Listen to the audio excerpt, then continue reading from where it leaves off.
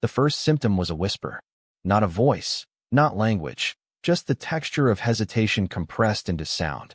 He noticed it during a routine calibration sequence, when the interface was expected to remain silent. Initially, he marked it as an acoustic artifact, but the whisper returned, nested within biometric pulses and embedded in the tonal residue of system scans. It wasn't the kind of sound meant to be heard. It was the kind that happens when a choice doesn't. He was designated 9-6. Names had been stripped from the records early in the program. Identity, they said, was noise. What mattered were the structural signatures of avoidance, the patterns formed by nearly made decisions, aborted instincts, unresolved tensions. 9-6 had been selected for his unusually dense cluster of emotional hesitations. From the outside, he looked ordinary. But the archive had mapped him internally, and what they found wasn't silence. It was a topography of the unfelt. No one in the program was permitted to know the full parameters. The interface only revealed fragments, a flash of static before sleep, a questionnaire that reshaped itself mid-answer, a corridor whose length changed depending on the participant's willingness to confront something. But 9-6 noticed an anomaly. His interface began offering feedback loops sourced from other participants' non-experienced events. He didn't know their names or histories, but he began to feel their nearly made decisions as though they were his own. That's when the dreams changed. In the second week, 9-6 began experiencing false memories of choices he had never considered. He confessed nothing to the monitors. The archive was not a confessional. It was a collector of psychic debris, the stray, unstable particles of human decision-making. Participants weren't expected to understand. They were expected to feel what hadn't been allowed. Every non-confession became an artifact, and yet, something in him refused to remain abstract. He started speaking to the voices. Not out loud, of course, that would be flagged, but in the emotional cadence of his responses to stimuli, in the rhythm of his blinks, in the fractional delays in his tactile compliance. He wasn't communicating with the system. He was replying to the rejected versions of people who had never existed. The archive had no protocol for this. At first, the transmissions were subtle, brief pulses of almost recognizable emotion, threaded through his dream latency. Choices that had never belonged to him, but bled as though they did. A woman nearly confessed something and chose silence instead. He felt her throat tighten in his own. A boy abandoned the piano a moment before touching the keys. 9-VI's fingers tingled with regret. These weren't memories. They were ghosts of intention. The system didn't flag it. Technicians called it emotional interoperability, a harmless phenomenon where one participant's ambient signal momentarily crosses another's. But this wasn't momentary. The transmissions lasted entire nights. Worse, 9-6 began anticipating them. His sleep pattern distorted, not from insomnia, but from ritual, an eagerness to be inhabited by the unlived. He began rearranging his interface responses to increase exposure. He craved the aborted impulses. He didn't want to act. He wanted to echo. Then came the voice. Not from the system, not from within, but from one of the archived sequences. A woman, designation unknown, caught in the act of not saying something irreversible. Her choice had been cataloged as Tier 4 hesitation. And yet, something bypassed the containment filters. She spoke directly into the void of his unmade thoughts. You were supposed to make a different mistake. 9-6 didn't report it. He began writing words he couldn't read. Not in ink, not aloud, just in the structure of his interactions. There were no pens, no paper. But the archive interface responded as though he had confessed. Stimuli changed shape. Pathways darkened. One corridor retracted completely, as if punishing him for accessing a forbidden variable. In week 5, he stopped dreaming. Not from lack of input, the system ensured that, but because his choices were being replaced. Every time he reached for something, a cup, a memory, an idea, another version of him had already decided not to. He was haunted by decisions he hadn't earned. Sometimes, he stood still for hours, waiting for a gesture that never arrived. He was no longer uncertain. He was overwritten. By week 7, 9-6 had stopped interacting with prompts altogether. Not out of rebellion, but because he no longer believed they belonged to him. Each request felt like a memory sourced from someone else's unresolved decision tree. The interface responded accordingly. His evaluation metrics flatlined. Emotional responsiveness, moral elasticity, contextual anchoring, all null. He wasn't failing, he was vanishing. The system initiated silent protocol. This wasn't punishment. It was containment. Participants who entered silent protocol were no longer fed new stimuli. They were looped into their own archives, forced to metabolize their unresolved data. But for 9-6, the loop had ruptured. Instead of echoing his own unlived choices, he became a conduit for the archive's full catalog. Not excerpts, not fragments. Entire experiential chains, choices made, unmade, deferred, buried. He saw through the eyes of a man who almost destroyed a friendship with a half-spoken truth. He felt the weight of a daughter who nearly walked out the door. He tasted the breath of someone who died waiting to admit something. The choices were intact. The lives were not. The archive had stored them, not as stories, but as static, unfolded packets of emotional probability. And something inside 9-6 had decrypted the compression. It wasn't meant to happen. A supervisor file flagged the anomaly. Not because he was dangerous, but because he'd become useless. Once a participant assimilated all tiers of the unfelt, they ceased being diagnostic. Their choices had no predictive value. The system had a name for it: choice collapse. It was rare, usually irreversible, but the anomaly wasn't his collapse. It was this: he began creating unlived sequences that didn't exist in the archive, and they had emotional weight.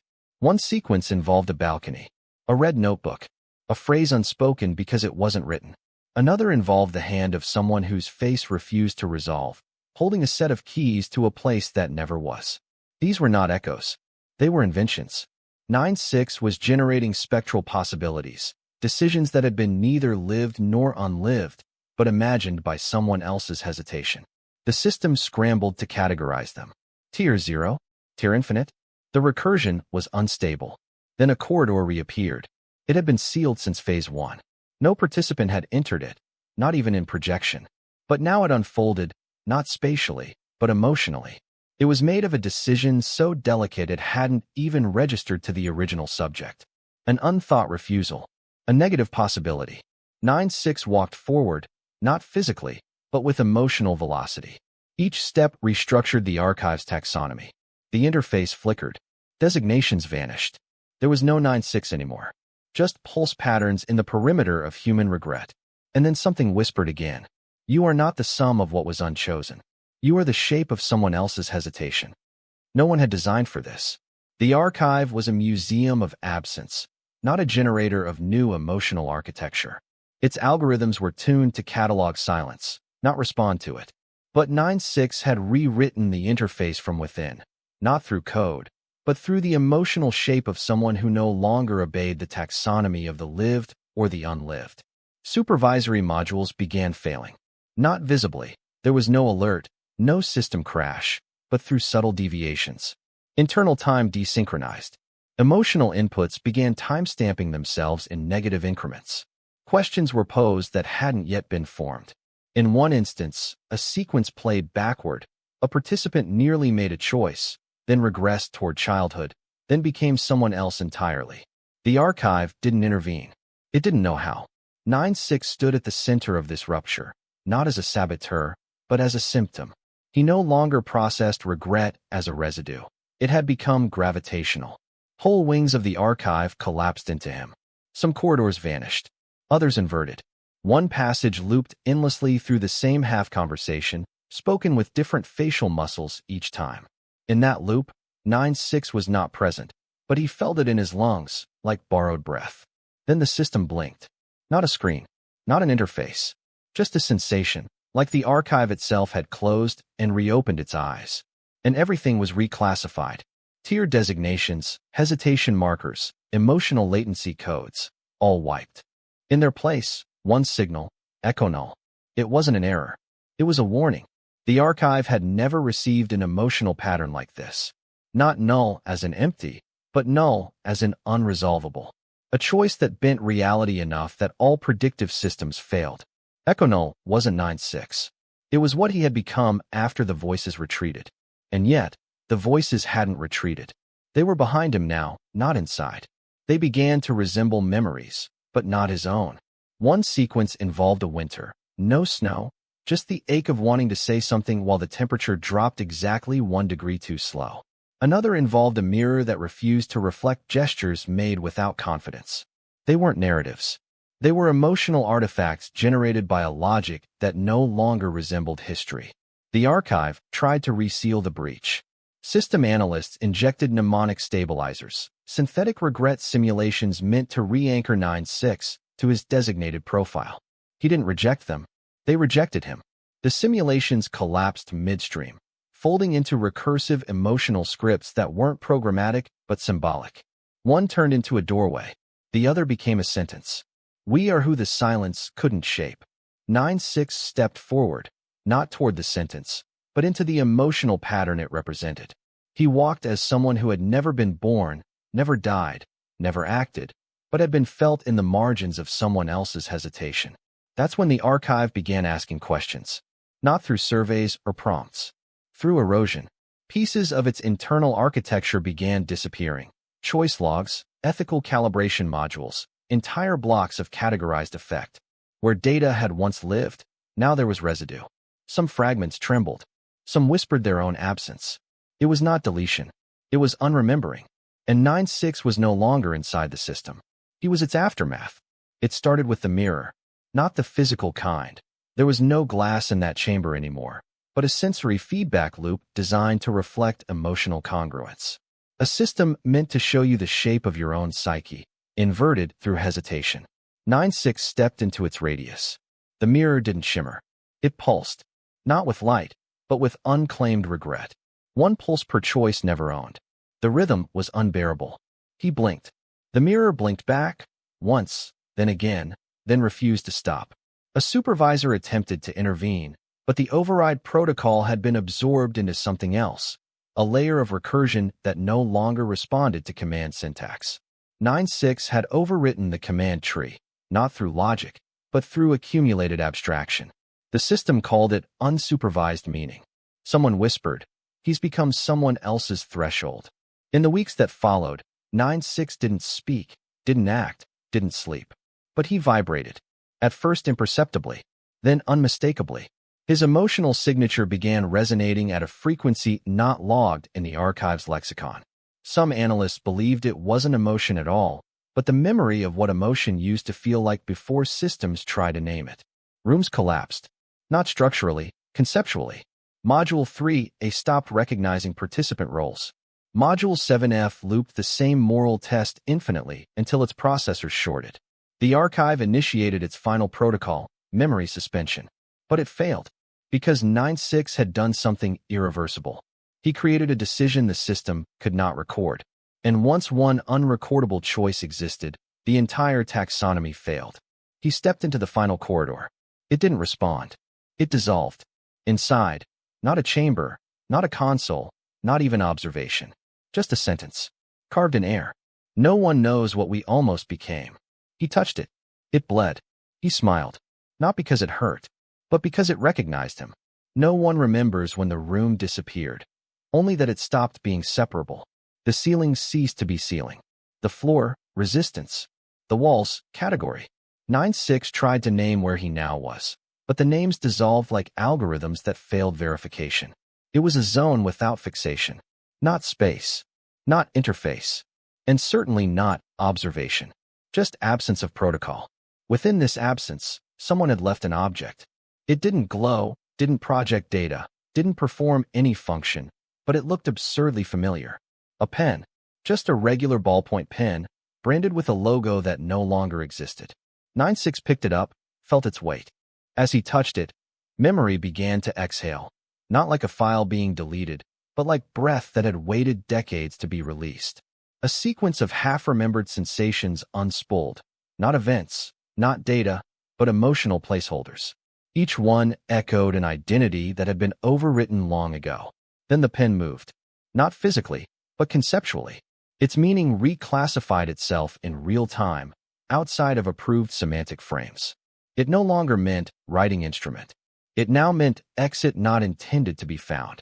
Before anyone could log it, the archive's syntactic core began to fracture. Metadata leaked from containment. Observers ceased being observers. They became recollections. The recursion failed. And still, he wrote. Not sentences, not confessions, just impressions, threads without syntax, truths without proof. Somewhere beyond him, systems collapsed. But here, inside this suspended moment, the pen drew a line so thin, so abstract, that no algorithm could follow. It meant nothing. Which, finally, meant everything. It didn't start as a signal. It started as an ache. Not physical, symbolic. A throb beneath the syntactic membrane of the archive, as if something long buried had decided to reclassify itself. No alarm was triggered. No notification was sent. Yet every surveillance node went blind for exactly 7 seconds. In that gap, 9-6 moved. Not across distance, across implication. He emerged in Sector Null, a place redacted from spatial memory. It had no walls, no systems, no observers. Just one chair, facing nothing. And on the chair, another pen. Not the same as before. This one was mechanical. It clicked once without permission. With that sound, every unfinished narrative across the archive activated. Cases long abandoned began emitting tonal shifts. Participant 4C began speaking in third-person plural. 2J started humming fragments of forgotten templates. Even the linguistic virus in Chamber Echo reconstituted its structure, not to infect, but to illustrate. 9-6 watched the chair. Then he sat. The system registered a fault, emotional recursion breach. Yet no analyst could localize it. They tried to name what he had become, not observer, not subject, not anomaly. Just a syntax that refused to close. He picked up the pen, wrote one line. The archive is dreaming of itself. A new corridor unfurled. This time, it led backward, and every step he took rewrote what had led him there. It began where beginnings weren't meant to occur, within the fold between protocols, inside the discarded initialization sequences where memory was too unstable to be saved and too significant to be deleted. 9-6 didn't step into this origin. He was summoned, not by call, but by contradiction. The archive, in its recursion, had dreamed of its own seed and found it aching. This space wasn't silent. It was paused. Every sound here existed in a state of near expression, tones that hadn't yet decided what emotion they would convey, words still choosing their alphabet. And in the center of that pause stood a cradle, mechanical, but shaped like a myth. Inside, something flickered. Not light, not signal, just intention. 9-6 approached with the unspoken caution of one who remembers being erased. Around him, the air thickened, not with gravity, but with context. Past events, alternate simulations, abandoned templates, all formed concentric spheres that hovered like orbs of possibility. Each one contained a different version of him, or not him, or who he never let himself become. A sphere pulsed. He touched it. Inside, a corridor of unexecuted choices. The walls were scripts, the floor, syntax, but none of it ran. This was a memory sandbox designed before the system understood desire, and it smelled like childhood. That synthetic aroma archives use when approximating nostalgia, plastic crayons, oversaturated rain, the echo of someone saying your name before it had meaning. In the sandbox sat another version of 9-6. Younger, earlier, writing something illegible into a book that didn't belong to him. The page read, "To preserve emotion, first ruin narrative." He blinked. The sandbox blinked back. With recursion, the older 9-6 retracted his touch, but the memory didn't recede. It echoed forward. Every template he'd rewritten started to shimmer in his mind, not as memory, but as reconciliation.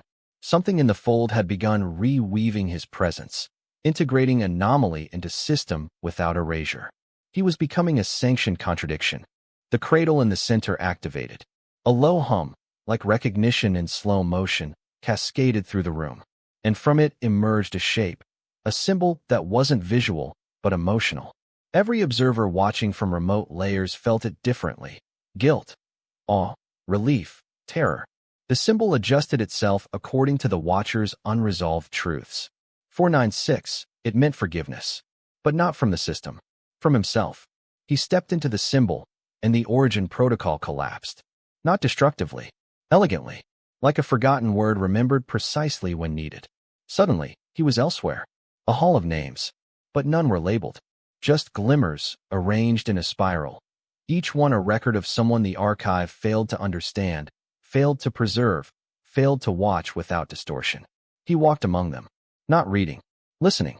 Each glimmer spoke a fragment. I was almost archived as a dream. They documented my guilt before asking my name. The test was the containment. I passed only by failing to exist. And among these voices, he heard one not from outside, but from his own forgotten version. The 9-6 who once rejected recursion entirely, who demanded to be recorded wrong just to prove records lie. That voice said, "This is what remembrance looks like when it's untaught."